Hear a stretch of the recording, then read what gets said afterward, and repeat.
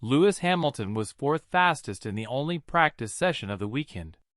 4 hours later, he qualified seventh for the sprint, more than 6/10 off pole. Same team. Same upgrade. P3 for Leclerc. P7 for Hamilton. Ferrari brought a brand new floor upgrade, new exhaust systems, and an all-new chassis for Hamilton specifically to Zandvoort, aiming to close a 50-point championship gap to Kimi Antonelli. In FP1, the promise looked real. Hamilton was fourth, genuinely competitive, ahead of his own teammate. Then it all fell apart. By sprint qualifying, Hamilton had slumped to seventh, beaten by Leclerc, both McLarens, Russell, and Max Verstappen on his own home soil. Same car. Same circuit.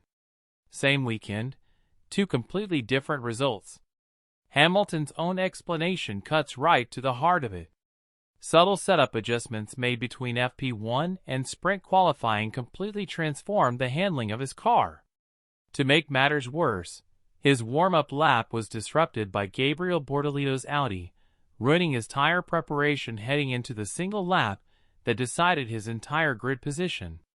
On-board analysis from Karun Chandok confirmed what the lap times already showed. Hamilton lacked confidence in the SF26 through medium and high-speed corners. When a car's balance shifts unexpectedly between sessions, a driver can't attack the entry or commit to rotation the same way. That hesitation costs tenths everywhere, not just in one corner, until seventh place is the result instead of third or fourth. This raises the central debate. Is this a bad Ferrari or a bad setup? Charles Leclerc provided the answer. In the exact same car, with the exact same upgrades, Leclerc put in his best qualifying lap of the season, missing pole by just 0.055 seconds to claim third. If the chassis itself were fundamentally flawed, both drivers would have struggled together. Instead, one delivered his best lap of the year while the other was 6/10 off the pace. Leclerc's performance proves the package has genuine speed. This isn't a design failure. Ferrari simply made setup choices that suited Leclerc while pushing Hamilton completely outside his own working window. Fred Vasseur confirmed as much afterward, praising Leclerc's lap while acknowledging Hamilton's balance struggles by name, and committing to setup adjustments ahead of Saturday's main qualifying. That's a quiet admission. Whatever direction Ferrari took between sessions wasn't a small miscalculation they're brushing off. It's something actively being corrected. Here's why this isn't just a minor annoyance. Hamilton trails Antonelli by 50 points, with Russell a further 9 points back in third. With a gap that wide, he can't afford weekend's bleeding points to set up miscalculations, especially not on the exact weekend this upgrade was meant to spark his second-half title push. Worth understanding why this happens. F1 cars are tuned across a narrow band, ride height, aero balance, differential settings, all interacting in ways that shift a car's character with what looks like a tiny adjustment. Leclerc has years of feel for exactly how he wants a Ferrari's rear end to behave. Hamilton, still adapting to his first full season in red, hasn't had the same runway.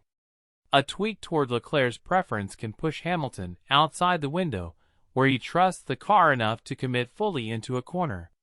That also makes this harder to fix than a pure performance deficit. If Ferrari were simply behind on lap time, the fix is development time.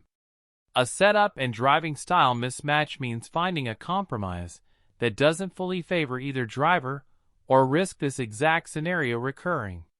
Hamilton himself stayed calm afterward, saying the team needed to analyze the data before making any real determination.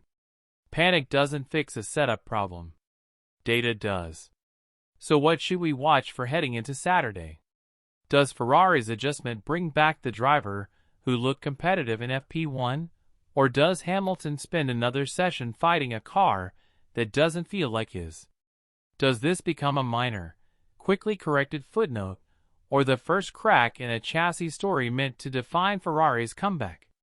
And does Leclerc's clearly stronger form start shaping which drivers' setup preferences get priority going forward? Which brings us to the only question that matters. Was Friday simply a one-off setup misstep, or is there a deeper compatibility issue between Hamilton and his new Ferrari chassis that follows him through the rest of this championship fight?